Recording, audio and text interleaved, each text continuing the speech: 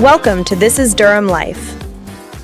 Hey Dave, I think the most useful Mother's Day advice in Durham this year might be this. Do not try to freestyle brunch at 10 a.m. on a Sunday when half the region had the same idea.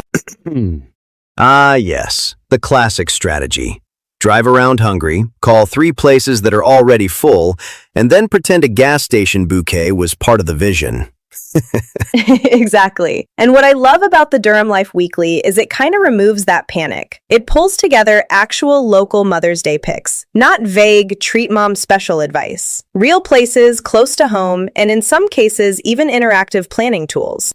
So yes, Azul Resto Lounge in Pickering is one of the standout picks. Then in Oshawa, you've got the Robert McLaughlin Gallery Brunch and Spring Tour, which I think is such a smart combo because it's not just a meal, it's built-in time together. In Whitby, Little Beasts Brewing and the Lake Grill. And in Newcastle, Massey House. And if your family is more, let's stay home but still make it feel special, Helenda's has a take-home brunch board.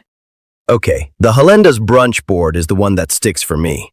A take-home board means you skip the packed dining room, skip the wait list, and still get the presentation.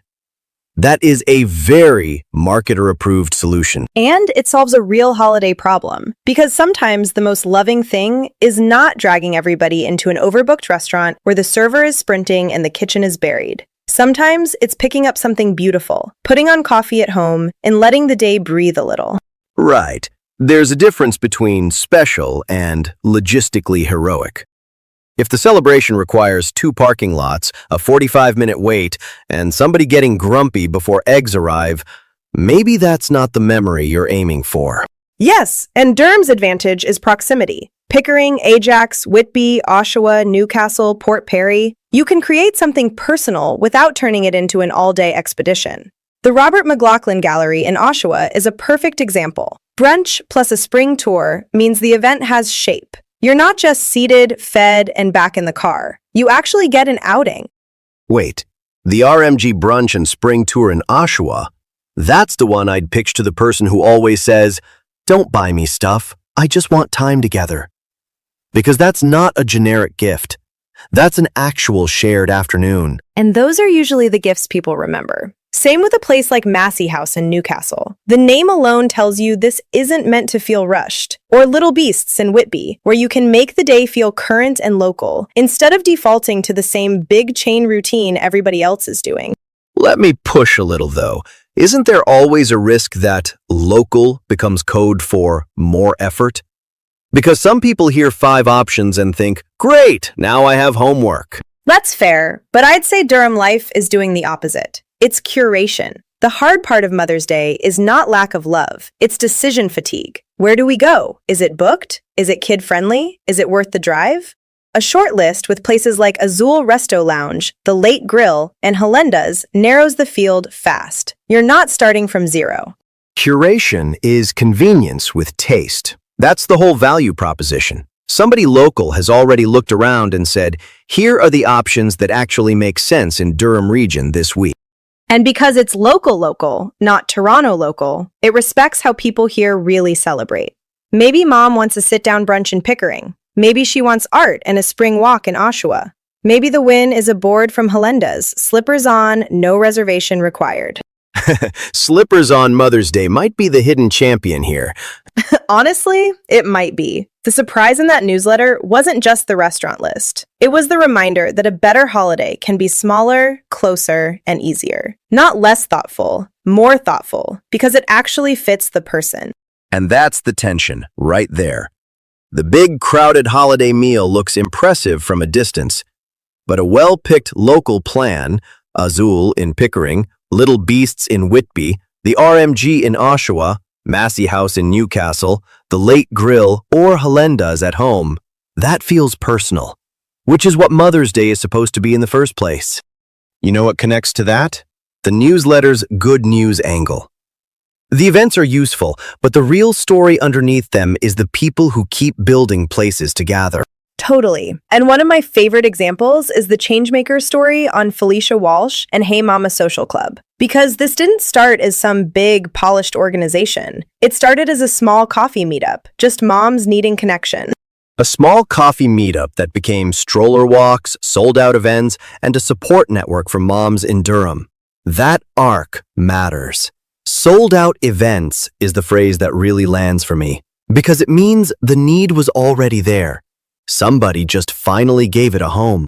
Yes, and if you live here, you've seen that need. New moms can feel really isolated, even in busy communities. You can be surrounded by people and still not have your people. So when something like Hey Mama Social Club grows from coffee to walks to events that actually sell out, it tells you this isn't a nice extra. It's infrastructure, social infrastructure. That's a great phrase, social infrastructure, because we usually reserve that word for roads or transit or, storm drains. But a support network for moms? That changes daily life too. Maybe more than a lot of concrete does. I mean, you still need the roads, Will. Sure, yes, let's keep the roads. But you know what I mean. A stroller walk sounds simple until you remember what it means to the person who needed a reason to leave the house, talk to another adult, and feel normal again. Exactly. And then Durham Life puts that story beside another kind of service entirely. The United Church Women of Newcastle. Decades of meals and food bank support, almost entirely through volunteer labor. That's a very different model from sold-out social events, but it's the same heartbeat. People showing up for other people. Decades is the word I grabbed there. Not a campaign, not a burst of attention. Decades. Meals and food bank support over that length of time means folding tables, grocery runs, cleanup, planning, and doing it again when nobody's applauding. And in a place like Newcastle, that kind of quiet service becomes part of the town's fabric.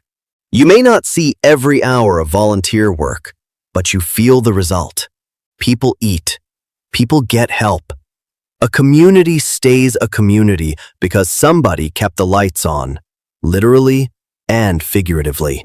Let me try to say the contrast back. Hey Mama Social Club starts small and grows visibly. Coffee meetup, stroller walks, sold-out events. The United Church Women of Newcastle are almost the inverse. Long-running, steady, maybe less visible week to week, but carrying meals and food bank support for years. Different tempo, same civic muscle. That's exactly it. One feels new and fast-growing. The other feels rooted and enduring. And Durham needs both. We need fresh energy, and we need the people who've been quietly serving forever. And then you zoom out, and the rest of the newsletter starts to look different too. Farmers market season returning across the region isn't just produce. It's a recurring public square. Springtide's lineup isn't just entertainment. It's another excuse to gather. The Scugog Powwow, same thing. Community made visible. Yes, and even something like the Bowmanville Creek Fishway camera has that effect. On paper, it's a fishway camera. In real life, it gets people paying attention to place, to the creek, the season, the movement of life through Durham. It turns local into something you actually watch and care about. It's very Durham to have a fishway camera, and for that to be genuinely charming. It is, but that's what I love about this region. Good news here isn't usually flashy. It's a mom meetup becoming a network. It's church women in Newcastle keeping meals going for decades. It's market season coming back. It's people making events, maps, brunches, cleanup days, festivals, stories. All the reasons we actually leave the house and see each other. And maybe that's the cleanest way to say it. Durham isn't built only by the big announcements. It's built by the people who keep creating places to gather and reasons to help. And that's a good note to leave it on. Hope you enjoyed this week's episode of This is Durham Life. We're just starting out here and still trying to find our voice, so to speak, but I think we're off to a great start. Thanks, Felicia. I think you're right, Dave. We had a lot of fun putting this together and feel very positive about the future episodes. Hope to see you all soon on the next episode of This is Durham Life. Be good, do good.